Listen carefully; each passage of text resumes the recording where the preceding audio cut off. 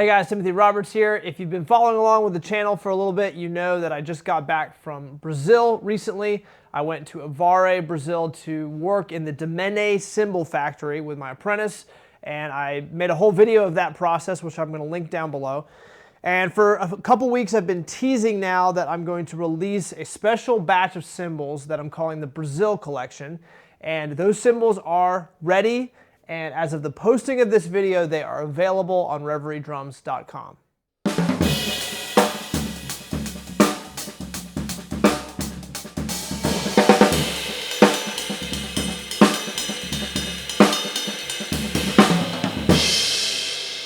So what makes these cymbals special is that they were produced almost entirely in Brazil using their machines, their hydraulic press, their ping hammer, their rotary hammer, and their lathes.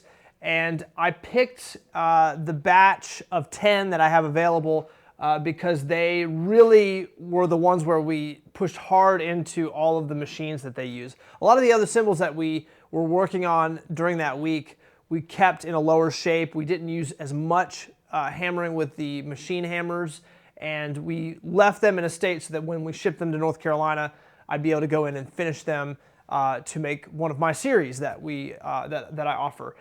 These ones were the ones where we took it farther. We took it almost to the finish line, and we used the mechanical hammer a lot. We used some different techniques, and this all yielded different sonic results that are very unique, and they encapsulate my time in Brazil nicely, I think. All right, so first up we have the cymbals in this batch that have a polished surface, like this one.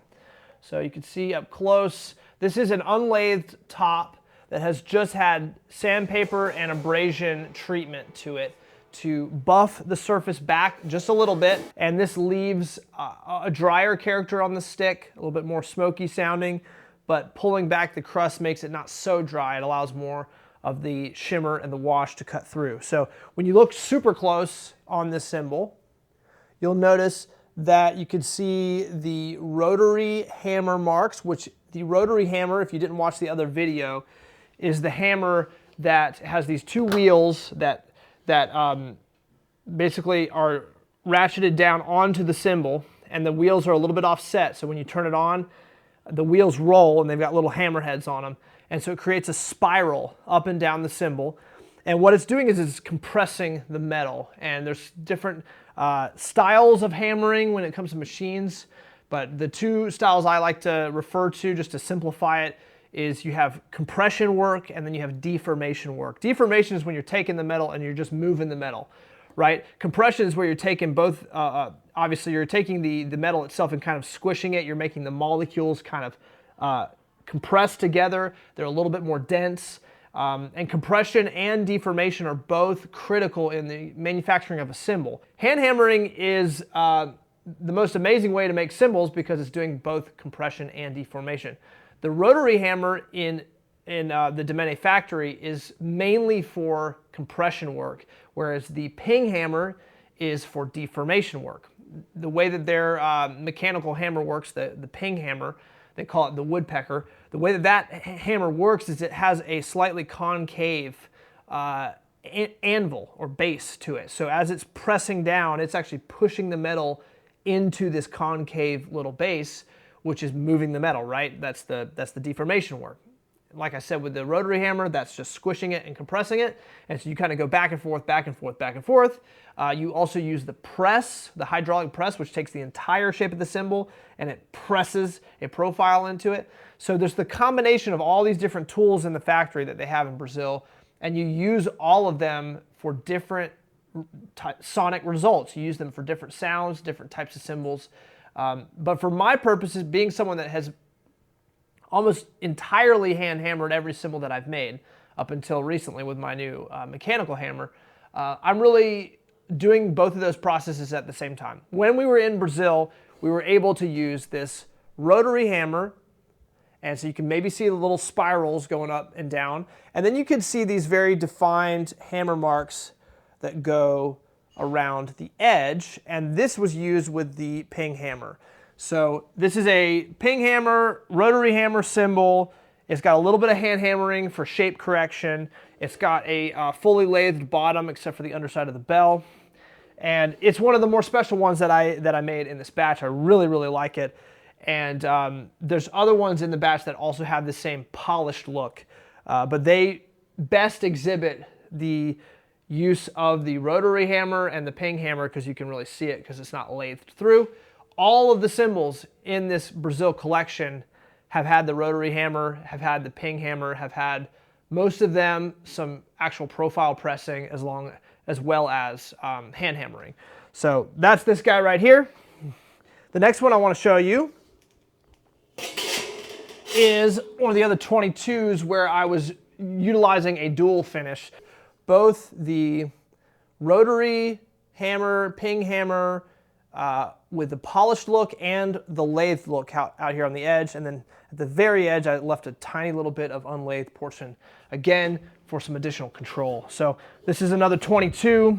Bottom is fully lathed, and again, I left the bell raw. One of the things I realized about these Brazilians is they love their pressed bells. They do not like, in general, to hand form bells, and they don't like to modify their bells because Brazilian music is a lot of clean, clear, cutting bell sounds. And so anytime you hammer on a bell, you're making it more dark, you're making it lower, and you're making it more complex, which is taking away from the clarity in the cut. So anytime I went in to start hammering on a bell, the Brazilian guys kind of gave me a funny look because they were like, why would you do that?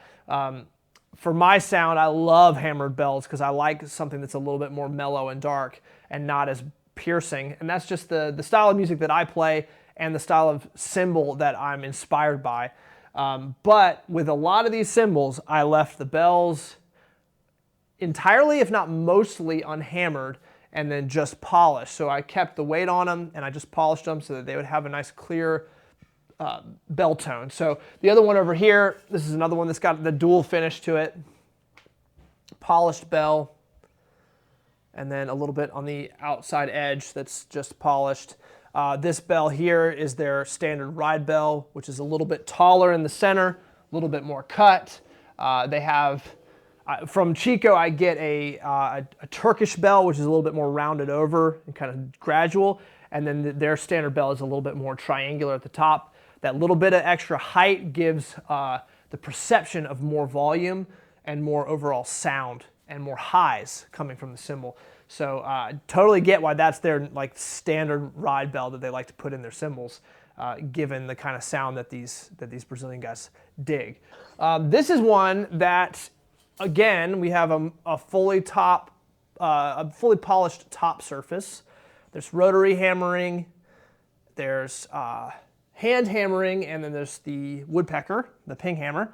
The underside, again, lathed a little bit, scratch pass basically with a polished bell. This one is unique because it has a taller shape.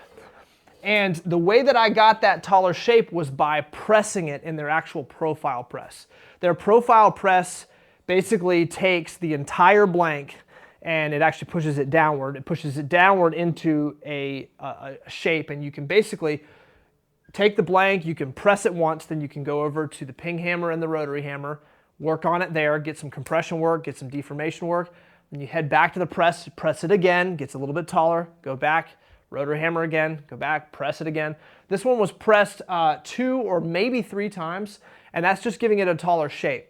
What's really beautiful about the profile press is that you're getting the tall shape, but you're getting there without having to hammer it so much. So my method of totally hand hammering a cymbal and getting a tall shape, I'm having to hammer that cymbal a ton, and every little compression point is making it darker sounding.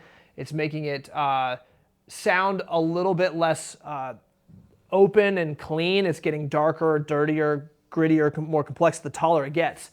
Problem is, once it gets to a certain height, you'll all of a sudden start to hear all these tones and hums, and because it's been so overworked with the hand hammering, that kind of kills some of the sibilance and the high-end frequencies, so you're left with these like tones that sound like I'm tucking through my hand, plus you have these notes that tend to pop out. Because the press was used to get this tall shape, it's not overly hammered. It's not overly worked. There's not too much compression points on it. So it still has like a clean sound with a lot of sibilance and top end. And it's got that characteristically complex, gritty, dragon's breath kind of ka sound that umbrella-shaped cymbals have. So this one's special for that reason. I put 2 rivets in it because I thought it was a perfect jazz main ride. We'll listen to that here in a little bit. So now, 20-inch cymbals. I have one in particular that I find to be extremely interesting. Now this one right here, we used the, you can tell really in the reflection right there, we used the woodpecker, the Picapau ping hammer. We used it to create this ridged look. Now you can see in the light there, it's got these ridges. The way that we did that was we locked it in place and did circular hammer bands, and we did them in increments of about 1 inch all the way out to the edge. Then we flipped the cymbal over and did the same thing, but we did it kind of alternating. So you have top line, bottom line, top line, bottom line, top line, bottom line. And it creates literally like a wave in the bronze. And this was a total experiment that turned out great, I think. This is a super interesting one from the Brazil collection. It's a 20-inch that weighs 2,024 grams. The other thing about this whole batch was I was purposely not going super paper thin with all of them. I wanted these to have like a cleaner, more defined sound to them. I didn't want them super washy and mellow and warm necessarily. I wanted cymbals that you could still play in cafe gigs and jazz groups, but they just had a little bit more presence and clarity to them. So the cymbals all have kind of a weight that is really conducive for that kind of thing. So there's 3 more. Yeah, we got 3 more of the 20s. Again, this is one where we did a lot of that woodpecker hammering on the top, polished bell. Did a little bit of hammering on that bell there. Not a ton, but a little bit. The other one, this one here is a fully lathed top and bottom. This is the thinnest one of the batch, 1,865 grams. Again, it still uses that rotary hammer, that woodpecker hammering. And then the last 20-inch we have is this guy, which I did a brilliant finish on and added 6 equidistant rivets, a la Elvin Jones. Very Elvin-y kind of sound. Yeah, and then there's a couple other 22s that I didn't show you, but they are basically similar in line with what I've already shown you. And the last that we have is the hi-hats. So these hi-hats were almost entirely shaped using the rotary hammer and the ping hammer. I did very little hand hammering on these, which hi-hats are the ones that I find I do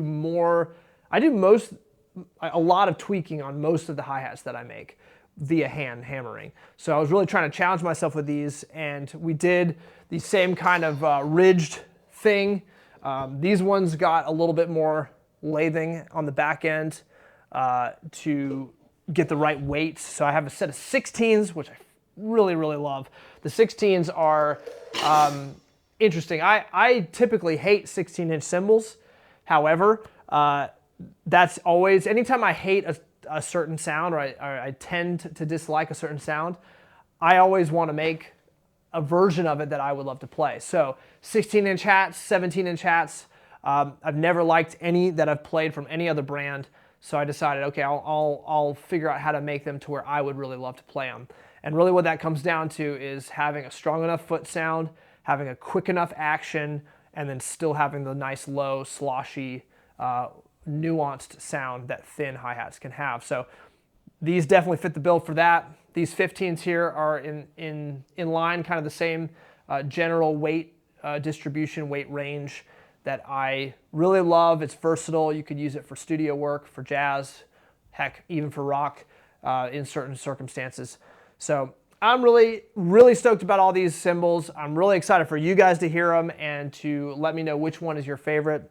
So let's dive into the demos now.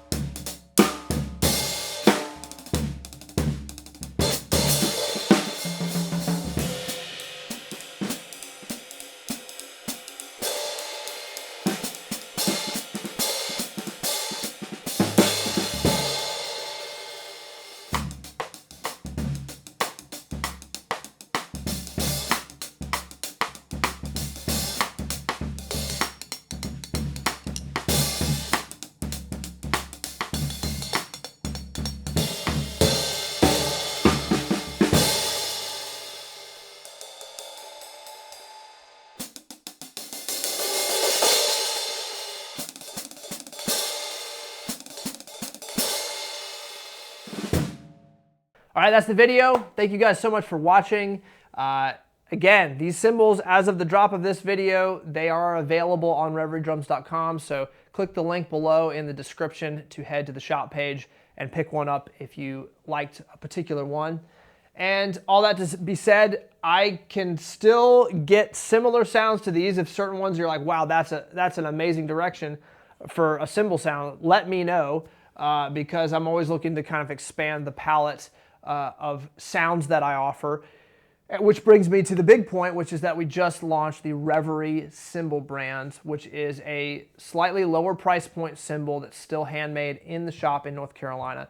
And these cymbals are coming in the next batch. So in the next week or two, be on the lookout for another YouTube video that's going to really dive into the prototype Reverie brand cymbals.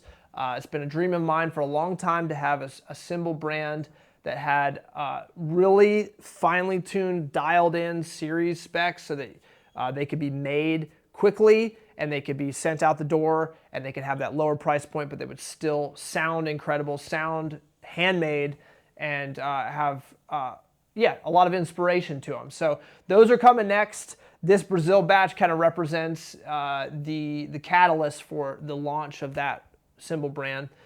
And if you still dig the Timothy Roberts stuff, don't worry, that's going nowhere. That's really my creative playground is the Timothy Roberts brand. I've developed 5 series that I absolutely love and adore, and those are going nowhere for the time being. So again, thank you guys so much for watching and for following along with this channel. It's been a blast to make this content for you guys and to continue to learn about this incredible instrument. So please drop a comment below and let me know what you think, and hit the subscribe and the bell if you want notifications, and keep an eye out for the next video. Again, I'm Timothy Roberts. Thanks for watching.